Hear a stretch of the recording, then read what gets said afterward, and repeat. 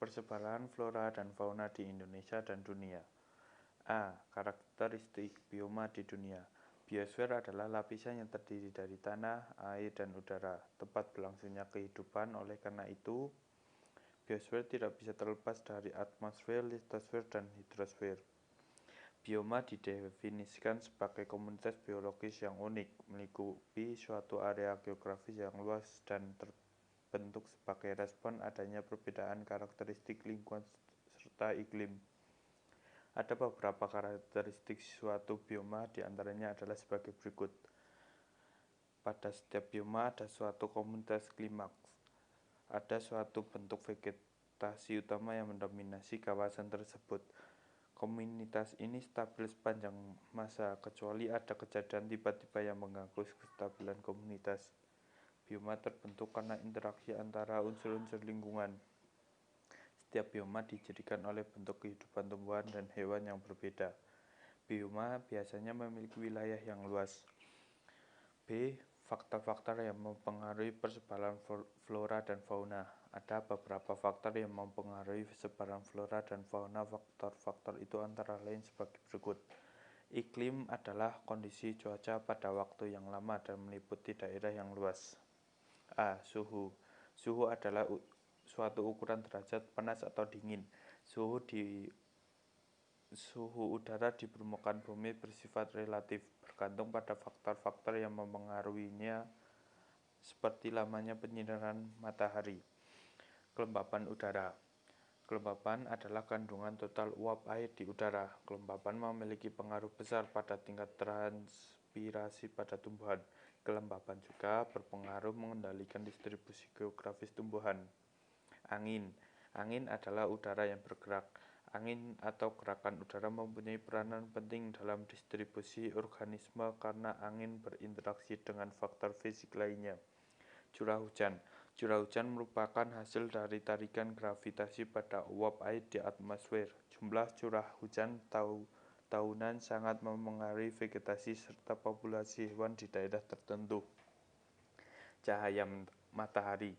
Jumlah cahaya, durasi, dan intensitas cahaya di suatu wilayah menentukan jenis tumbuhan dan sebaran tumbuhan itu. Fisiografi berkaitan dengan topografi atau bentuk permukaan tanah seperti ketinggian, kemiringan, drainase, dan tingkat erosi tanah. Edafik. Faktor edafik adalah faktor yang berkaitan dengan struktur dan komposisi tanah yang ditemukan di daerah tertentu. Biotik. Faktor terbesar yang mempengaruhi pertumbuhan dan sebaran tumbuhan atau hewan adalah faktor biotik. Persebaran flora dan fauna di dunia. Pola persebaran flora di dunia dapat dipahami melalui bioma. Bioma biasanya diklasifikasi berdasarkan vegetasi yang dominan dalam suatu wilayah regional yang luas.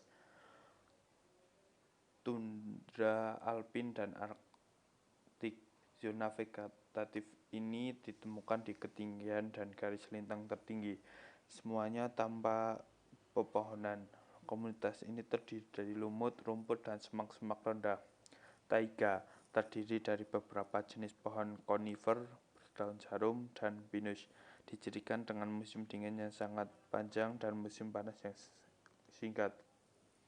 Hutan gugur beriklim sedang ditemukan di wilayah pesisir yang memiliki iklim sejuk dan curah hujan sedang, seperti di Eropa Barat, Cina Timur, Laut Korea Selatan, Jepang, Chili Selatan, dan Selandia Baru. Hutan selalu hijau tropis ditemukan di daerah iklim subtropis lembab dengan musim dingin ringan dan curah hujan yang cukup sepanjang tahun. Pohon berdaun jarum dan pohon berdaun lebar. Padang rumput beriklim sedang hanya ditumbuhi oleh rerumputan karena memiliki musim hujan yang singkat.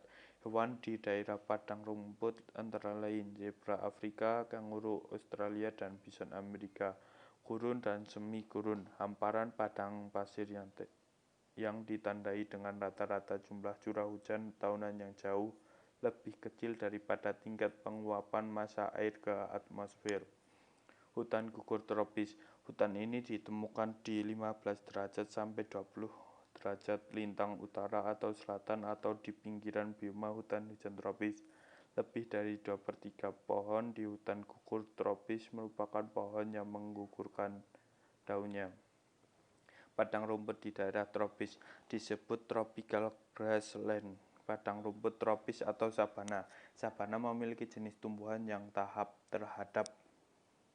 terhadap kelembapan rendah. Hutan hujan tropis terdapat di daerah dengan suhu relatif stabil sepanjang tahun dan curah hujan melimpah. Hutan hujan tropis antara lain terdapat di Indonesia, Australia bagian utara, Papua bagian timur, Afrika Tengah, dan Amerika Tengah. Wallace memberikan tata nama yang mengidentifikasi 6 zona yang masih berlaku sampai sekarang. Ini zona biogeografi ini didasari pola persebaran makhluk hidup yang berada di darat. Zona Arktik membentang dari Arktik di utara Kanada ke daratan tinggi Meksiko Tengah termasuk Greenland. Di zona ini terdapat relatif sedikit keluarga mamalia. Zona neotropik. Zona neotropik terbentang dari Meksiko Tengah hingga Amerika Selatan. Di zona neotropik terdapat banyak keluarga mamalia dan banyak di antaranya merupakan fauna endemik. Sebagian besar keanekaragaman spesies terkonsentrasi di hutan hujan Amazon, sabana atau hutan semak tropis. Zona australis. Zona australis meliputi Australia dan Papua Nugini serta beberapa kepulauan di Indonesia Timur seperti Kepulauan Maluku, Lombok, dan Nusa Tenggara, dan beberapa kepulauan di daerah Pasifik. Zona oriental. Zona oriental membentang dari Asia Selatan, Asia Tenggara, hingga bagian selatan Asia Timur. Zona ini terdiri dari anak benua India, Asia Tenggara, dan bagian dari Kepulauan Nusantara. Malay Archipelago yang berada di utara dan barat garis Wallace. Zona Palearktik. Zona Palearktik merupakan daerah fauna terbesar. Zona ini mencakup Eropa, Rusia, Asia Tengah, Tiongkok Utara, hingga Maroko di Afrika. Ada keluarga mamalia endemik di zona ini, yaitu tikus mondok, buta, Palacidae, dan tikus Sullivan. Zona Ethiopia. Zona Ethiopia mencakup Madagaskar dan Sub-Sahara Afrika, Sahara, dan Timur Tengah, membentuk zona transisi antara daerah Ethiopia dan Palearktik Selatan. Zona Ethiopia memiliki variasi vertebrata terbanyak dibandingkan zona lainnya. D. Persebaran flora dan fauna di Indonesia. Persebaran flora dan fauna di Indonesia dibagi berdasarkan pengamatan yang dilakukan oleh beberapa zoolog, yaitu Alfred Russel Wallace, Max Carl, Wilhelm Weber, dan Richard Lydekker. Ada 3 kawasan utama persebaran flora Indonesia. Ketiga kawasan itu adalah sebagai berikut. Bagian barat, kawasan flora subregion Indonesia sampai Malaysia. Bagian tengah, Kepulauan Wallace, Sulawesi, Nusa Tenggara, Timur, dan Maluku. Bagian timur, subregion Australia. Pola persebaran fauna di Indonesia mengikuti pola persebaran flora di Indonesia. Sebagaimana persebaran flora di Indonesia, persebaran fauna di Indonesia juga terbagi atas 3 wilayah. 1. Bagian barat, kawasan flora subregion Indonesia sampai Malaysia. 2. Bagian tengah, Kepulauan Wallace, Sulawesi, Nusa Tenggara, Timor, dan Maluku. 3. Bagian timur, subregion Australia. Konservasi flora dan fauna di dunia dan di Indonesia.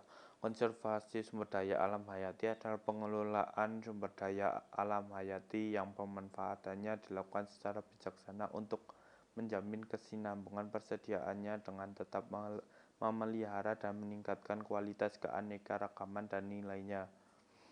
UU Nomor 5 Tahun 1990 tentang konservasi sumber daya alam hayati dan ekosistemnya. Kelestarian flora dan fauna kerap diganggu oleh berbagai kerusakan. Kerusakan itu antara lain disebabkan oleh faktor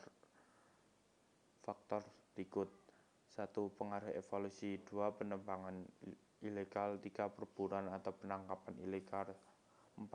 Bencana alam. Pelindungan sistem penyangga kehidupan. Konservasi sumber daya alam hayati dan ekosistemnya dilakukan melalui kegiatan-kegiatan berikut. 1. Pengawetan keanekaragaman jenis tumbuhan dan satwa beserta ekosistemnya. 2. Pemanfaatan secara lestari sumber daya alam hayati dan ekosistemnya. 3. Konservasi flora dan fauna di dunia. Huanglong, Tiongkok. Taman Nasional Yosemite, Amerika Serikat. Konservasi flora dan fauna di dunia. Taman Nasional Gunung Leuser, Kebun Raya Bogor. Pemanfaatan flora dan fauna Indonesia sebagai sumber daya alam, menjaga keseimbangan ekologis, nilai estetika, mengembangkan ekonomi lokal.